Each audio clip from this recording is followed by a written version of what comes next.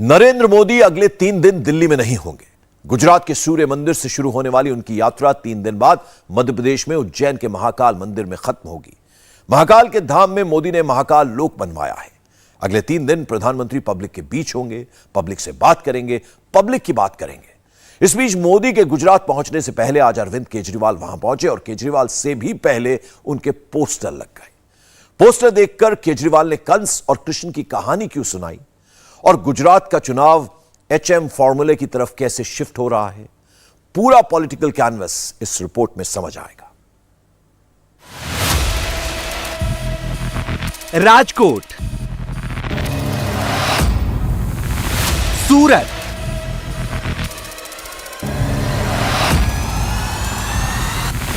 अहमदाबाद, वडोदरा,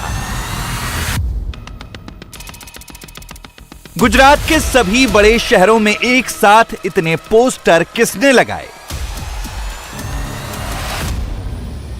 इस्लामी टोपी में अरविंद केजरीवाल की फोटो से मुस्लिम वोट आएंगे या हिंदू वोट चले जाएंगे? इन पोस्टरों से किसका फायदा है? वोट मीटर पर केजरीवाल प्लस में है या माइनस में? इन सारे सवालों के जवाब देंगे, मगर सबसे पहले आपको बताते हैं कि गुजराती में छापे गए इन पोस्टरों पर लिखा क्या है। राजकोट में लगे इस होर्डिंग पर केजरीवाल की फोटो के साथ लिखा है, मैं ब्रह्मा, विष्णु, महेश, राम और कृष्ण को ईश्वर नहीं मानूंगा। इसके नीचे लिखा है, ये आम आदमी पार्टी के शब्द और संस्कार हैं। राजकोट में ही एक दूसरा पोस्टर भी लगा जिसमें लिखा है, मैं हिंदू धर्म को पागलपन मानता हूं। सूरत में पोस्टर का साइज और शेप अलग है, लेकिन मैटर बिल्कुल सेम टू सेम है।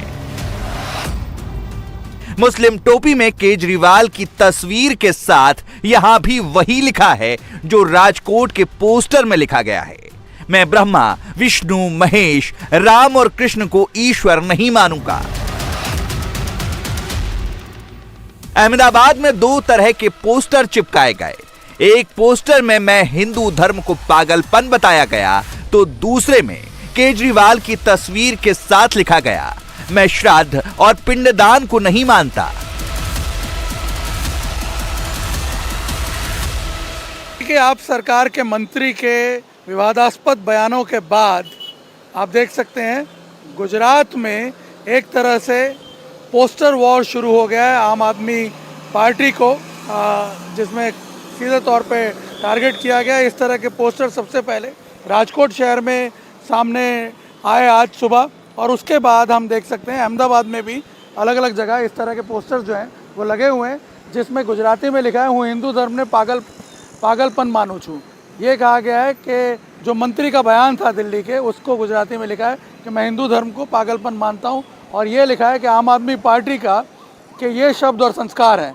और पहली बार हम देख रहे हैं कि अहमदाबाद में हिंदू हितरक्षक समिति कर्णावती ये ओन अप कर रही है। ये हिंदू हितरक्षक समिति क्या है, इसके बारे में भी तहकीकात की जाएगी, पता करना पड़ेगा कि ये आखिर क्या है। लेकिन राजकोट में जो पोस्टर लगे हैं उसमें किसी ने ओन अप नहीं किया है, और ये भी पता चला है कि इसके अलावा गांधीनगर और सूरत जैसे शहरों में भी इस तरह के पोस्टर्स जो हैं वो आम दिख रहे हैं।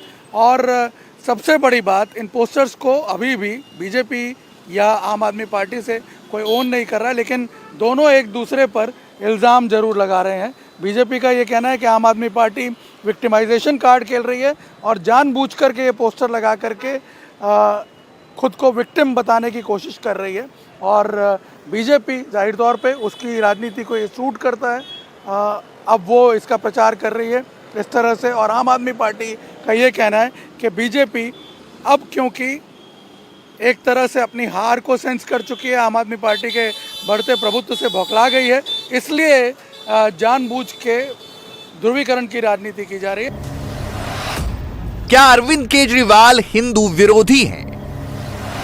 क्या केजरीवाल राम और कृष्ण को नहीं मानते? क्या केजरीवाल हिंदू देवी देवताओं को नहीं मानते? एक कटोरी 2 समोसा, एक कटोरी 2 समोसा। दोस्तों, एक जरूरी बात करनी है। भगवान का अपमान किया इन लोगों ने। जिन लोगों ने भी ये पोस्टर लगाए हैं वो अब मुझसे नफरत करते हैं, नफरत में इतने अंधे हो गए हैं कि इन्होंने भगवान को भी नहीं बख्शा। भगवान के खिलाफ इन्होंने इतने अपशब्द और इतना अपमान किया उन पोस्टरों के अंदर। मैं पूछना चाहता हूं, क्या गुजरात के लोग इसको बर्दाश्त करेंगे? अरे तुम कंस की औलाद हो, तुम कंस की औलाद हो जो इस तरह से भगवान का अपमान करते हो। मैं एक धार्मिक आदमी हूं, हनुमान जी का कट्टर भक्त हूं। हनुमान जी की असीम कृपा है मेरे ऊपर। ये लोग, ये जितनी असुरी शक्तियां हैं, राक्षसी शक्तियां हैं, वो सारी इकट्ठी हो गई हैं मेरे खिलाफ। ये सब लोग कंस की औलाद हैं, भगवान का अपमान करते हैं, भक्तों का अपमान करते हैं, गुंडागर्दी करते हैं, लफंगई करते हैं, मारपीट करते हैं। मैं इनको बताना चाहता हूं, मेरा जन्म जन्माष्टमी के दिन हुआ था। जिस दिन मेरा जन्म हुआ था उस दिन जन्माष्टमी थी, श्री कृष्ण जन्माष्टमी। और मुझे भगवान ने एक स्पेशल काम दे के भेजा है, ये इन कंस की औलादों का नाश करने के लिए।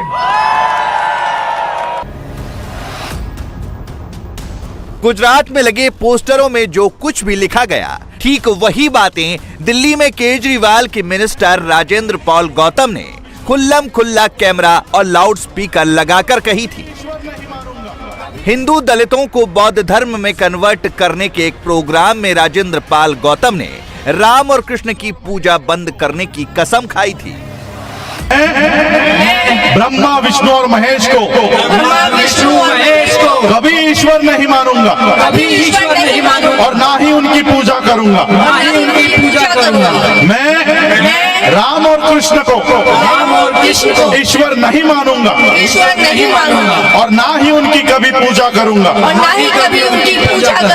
मैं गौरी गणपति आदि हिंदू धर्म के किसी भी देवी देवताओं को नहीं मानूंगा, और ना ही उनकी पूजा करूंगा। ईश्वर ने अवतार लिया, इस पर मेरा विश्वास नहीं है। जब से केजरीवाल के मंत्री का वीडियो सामने आया है, बीजेपी अटैकिंग मोड में है और केजरीवाल की आम आदमी पार्टी डिफेंसिव है। हालांकि बीजेपी ने गुजरात में पोस्टर लगवाने से इनकार किया है, लेकिन उसके नेता इसे सोशल मीडिया पर जमकर फैला रहे हैं और केजरीवाल को हिंदू विरोधी बता रहे हैं।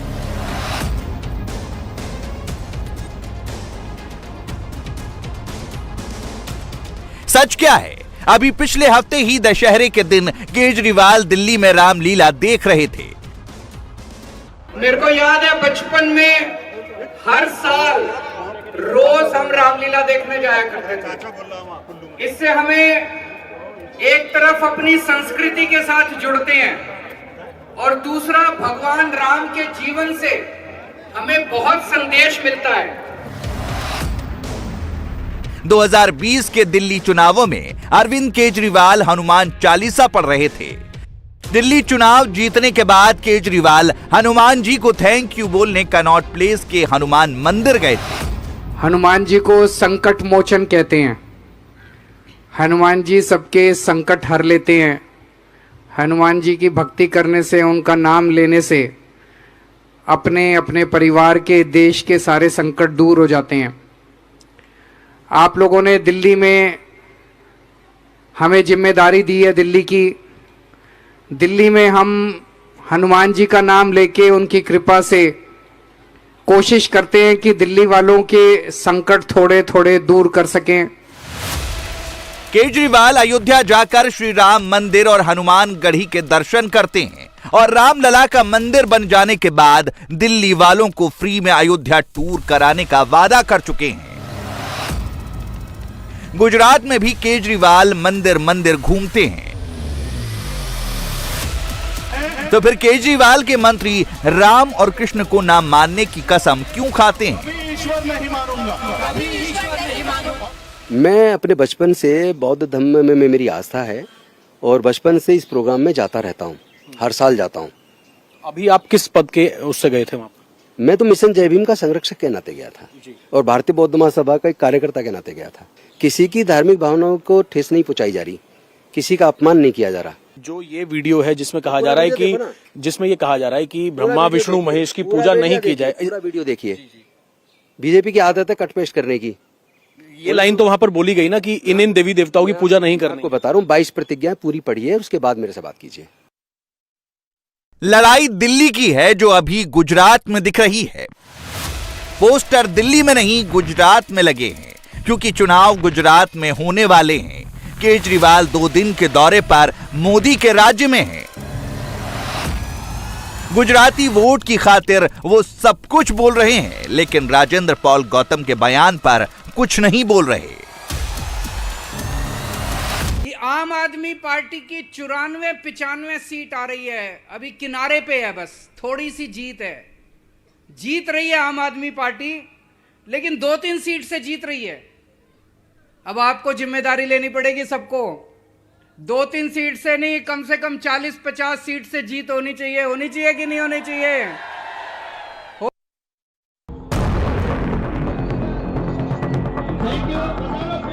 केजरीवाल गुजरात जीतने के सपने देख रहे हैं और बीजेपी उनके नए पुराने तमाम तरह के वीडियो निकाल कर दिखा रही है। इतना तो क्लियर है कि केजरीवाल की जालीदार इस्लामी टोपी वाली तस्वीर फेक नहीं है। केजरीवाल ऐसी टोपी लगा चुके हैं। एक बार नहीं बल्कि केजरीवाल ये टोपी कई बार पहन चुके हैं। हनुमान भक्त और कट्टर राम भक्त बनने वाले केजरीवाल क्या क्या कर चुके हैं, क्या क्या कह चुके हैं, सब सामने आ रहा है। जब बाबरी मस्जिद का ध्वंस हुआ तो मैंने नानी से पूछा, नानी अब तो आप बड़े खुश होंगे, अब तो आपके भगवान राम का मंदिर बनेगा। कहती है ना बेटा, मेरा राम किसी की मस्जिद तोड़ के ऐसे मंदिर में नहीं बना। मैं सोच रहा था कि अगर Jawaharlal Nehru ji steel authority of India की जगह मंदिर बना देते तो क्या इस देश का विकास हो सकता था? केजरीवाल के मंत्री तो मंत्री, खुद केजरीवाल भी दूसरे धर्मों के लिए हिंदू धर्म का मजाक उड़ाने में कभी पीछे नहीं रहे। जरूरत पड़े आपको तन मन धन से, केजरीवाल भी और दिल्ली सरकार भी पूरी तरह से वक्फ बोर्ड के साथ है। बंबई के अंदर इस देश का जो सबसे अमीर आदमी है, बताते हैं उसका घर वक्फ बोर्ड की प्रॉपर्टी पे बना हुआ है। गलत तो नहीं करा? वहां की सरकार की हिम्मत नहीं है जो उसको कुछ कर दे। हमारी सरकार अगर वहां होती उसकी प्रॉपर्टी तोड़वा देती। सवाल है कि गुजरात चुनाव के बीच में केजरीवाल ने यह क्यों किया, अपने मंत्री को धर्मांतरण शिविर में क्यों भेजा और कैमरा लगाकर हिंदू धर्म के खिलाफ शपथ क्यों दिलवाई। यहां गुजरात की डेमोग्राफी समझना भी जरूरी है। गुजरात में करीब 88% वोटर हिंदू हैं, करीब 10% वोटर मुसलमान हैं और बाकी 2% वोटर बौद्ध, सिख, जैन और ईसाई हैं। गुजरात के पिछले चुनाव में केजरीवाल को कुल मिलाकर 25,000 वोट मिले थे। परसेंटेज टर्म में कहें तो 0.05%। इस बार केजरीवाल ने बड़ा टारगेट रखा है, इसके लिए मुस्लिम वोट इंपॉर्टेंट है। गुजरात में 10% मुस्लिम वोट के 3 दावेदार हैं। राहुल गांधी की कांग्रेस, असदुद्दीन ओवैसी की AIMIM और केजरीवाल की आम आदमी पार्टी। कांग्रेस गुजरात में साइडलाइन होती जा रही है। ओवैसी की मजलिस अभी अच्छे से लॉन्च नहीं हो पाई है, बस केजरीवाल ने क्रिएट किया है। उन्हें लगने लगा है कि अगर मुस्लिम वोटर उनके पीछे लामबंद हो गए तो कुछ हिंदू वोटर्स को वो फ्री वाली रेवड़ी से पटा लेंगे। मुस्लिम वोटर्स पर केजरीवाल का इंपैक्ट कैसा है, अहमदाबाद में इसका ग्राउंड टेस्ट इंडिया टीवी के ब्यूरो चीफ निर्णय कपूर ने किया। जिस तरीके से आज लोग परेशान हैं, महंगे बोलते ना, क्या पेट्रोल के भाव बढ़ रहे हैं, हर चीज एक्सपेंसिव हो रही है, लाइट के बिल्स। अभी जैसे जिम में चलाता हूं तो मैंने जहां तक ये ऑब्जर्व किया है कि रेंट पे तो चला ही नहीं पाते लोग। मोदी जी की बात करें तो डेवलपमेंट हम देख रहे हैं कि बहुत ज्यादा किया है, बट उसके साथ साथ चीजें बहुत एक्सपेंसिव हो गई है। आम जनता को जो आज फेस करना पड़ रहा है ना, वो पहले नहीं करना पड़ा। जो दाल है, ये है, नॉर्मल सी चीजें जो रोजिंदा जीवन में काम आती है। तो आप ये कह रहे हैं कि महंगाई एक बड़ा मुद्दा। यस, महंगाई बहुत बढ़ गई है। बरकत भाई मंसूरी। बरकत भाई आप क्या करते क्या हैं? मैं ऑटो चलाता हूँ। अच्छा, ऑटो चलाता हूँ। तो ऑटो वाले तो हम देख रहे हैं आजकल आम आदमी पार्टी के साथ बहुत नजर आ रहे हैं। सर ऐसा है, इसीलिए वो ऑटो वाले आ रहे हैं कि ऑटो वाले को ज्यादातर परेशानी हो रही है। अच्छा, बराबर सीएनजी का रेट बढ़ता है, ये वो महंगाई बढ़ती जाती। एक ऑटो वाला पूरा दिन कितनी भी मेहनत करता है, घर पे लेके नहीं आ सकता है पैसा। मतलब फैमिली में परेशानी हो जाती है, इतनी कमाई नहीं है ऑटो में, और इसके अलावा और महंगाई बहुत है। आपका झुकाव किस तरफ इस बार बढ़ता जा रहा है? क्या बदलाव चाहते हैं? बदलाव चाहते हैं हम लोग, ज्यादातर हम लोग इसीलिए बदलाव चाहते हैं। अभी तक के बहुत परेशान हो चुके हैं हम लोग। अब बदलाव लाने के लिए हमने केजरीवाल को मौका देना चाहते। नहीं, हिंदू मुस्लिम का तो अब कैसा है कि अपने फेसबुक खोलो तो हिंदू मुस्लिम, रेलवे में मुसाफरी करो तो हिंदू मुस्लिम, वीडियो यूट्यूब खोलो तो हिंदू मुस्लिम, अखबार सुबह में खोलो तो हिंदू मुस्लिम।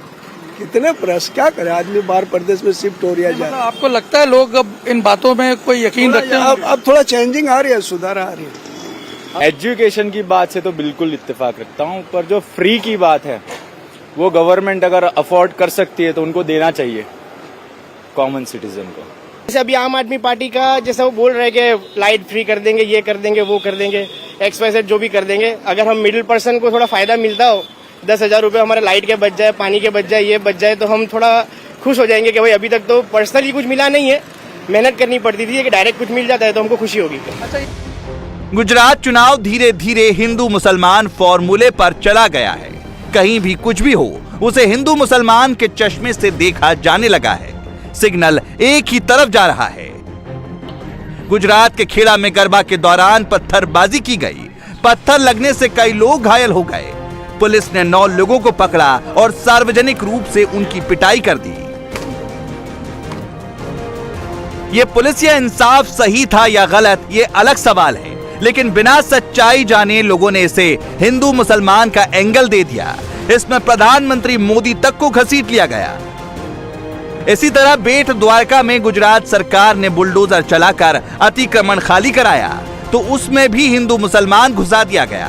बेट द्वारका में उन अवैध कब्जों पर बुलडोजर चलाए गए जो देश की सुरक्षा के लिए खतरा बन गए थे। यहाँ 5 दिनों में 103 अवैध निर्माण ढहाए जा चुके हैं। इनमें से 25 अवैध निर्माण दरगाह या मजार की शक्ल में थे। समंदर के बीच एक टापू पर भी मजार और दरगाह बना दिए गए थे। भगवान श्री कृष्ण की नगरी में गुजरात सरकार ने एक्शन लिया तो साधु संतों ने मुख्यमंत्री भूपेंद्र पटेल का सम्मान किया। आम आदमी पार्टी इस पर भी एक तरफा कार्रवाई का आरोप लगा रही है। इस पर गुजरात के गृह राज्य मंत्री हर्ष सांघवी ने केजरीवाल की पार्टी को करारा जवाब दिया है।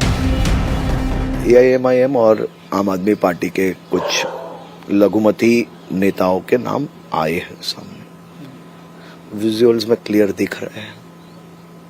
गुजरात पुलिस के वो जवान जो गुजरात के नागरिकों ने अपने हक की जमीन, जो सरकारी जमीन थी, वो सरकारी जमीन पे रिलीजियस एक्टिविटीज चल रही थी, वो इलीगल एंक्रोचमेंट जब हटाया तब यही नेता कुछ समाज के लोगों को लेके आके पत्थरबाजी की। ये दृश्य आप सबके सामने है। ये पुलिस के जवानों को पत्थरबाजी करनी, ये क्या दिखाना चाहते हैं?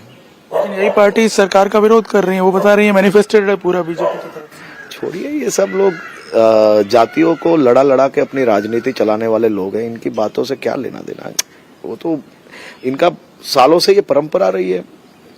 इनके लिए मानव अधिकार मात्र एक ही समाज के लिए रहा है हमेशा। वो पुलिस के जवान जो ये देश के रक्षा करने के लिए रात दिन तैनात है, क्या उनका मानव अधिकार नहीं है? वो भी किसी के बेटे हैं, वो भी किसी का बाप है। उनका मानव अधिकार उनको कभी नहीं दिखेगा। वो मात्र और मात्र चुनाव जब नजदीक आते हैं तब एक ही समाज के लिए उनका मानव अधिकार होता है। ऐसे नहीं होता है काम।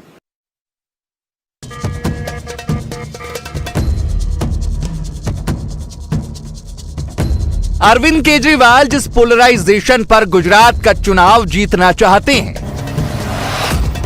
बीजेपी उसमें मास्टर है।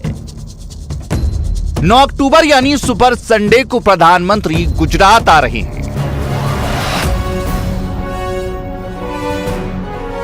मोढेरा के सूर्य मंदिर को सूरज की रोशनी से रोशन करने के बाद मोदी का नेक्स्ट बिग स्टेप एमपी के उज्जैन में होगा। 11 अक्टूबर मंगलवार को प्रधानमंत्री महाकाल लोक को देश के नाम समर्पित करेंगे।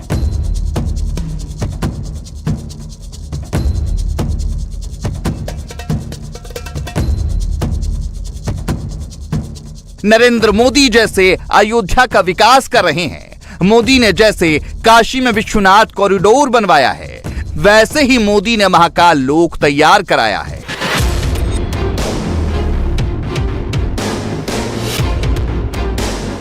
उज्जैन के महाकालेश्वर मंदिर में दर्शन के लिए जाने पर अब एकदम नया एक्सपीरियंस होगा।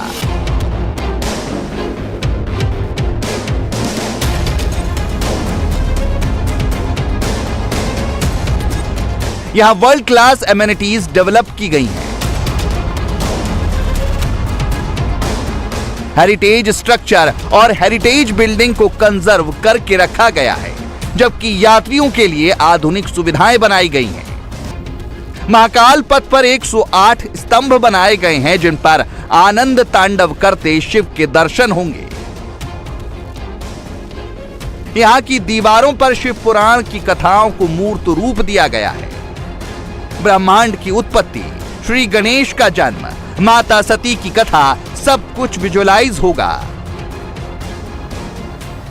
महाकाल कॉरिडोर उस बड़ी परिकल्पना का एक हिस्सा है जिसकी सोच ये है कि भारत की सांस्कृतिक पहचान को भारत की राष्ट्रीय पहचान बना जाए, हिंदू गौरव को राष्ट्रीय और अंतर्राष्ट्रीय पटल पर सामने रखा जाए और एक स्पिरिचुअल सर्किट को तैयार किया जाए।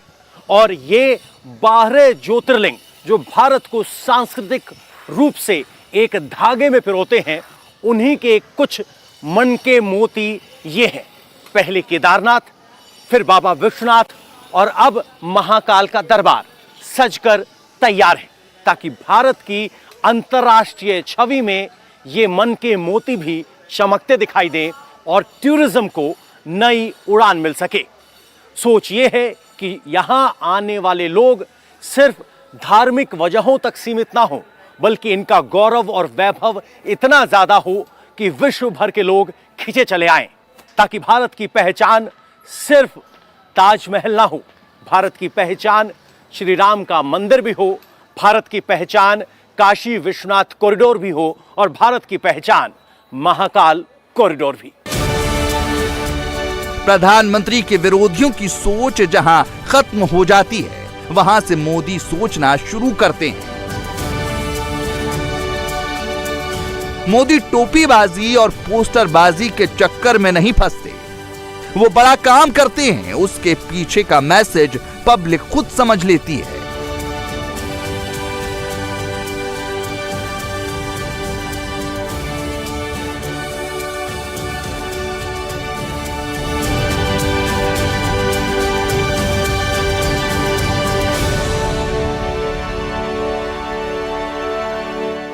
इंडिया टीवी हर वक्त हर जगह डाउनलोड करने के लिए सर्च करें India TV news Google play store या ऐप स्टोर पर।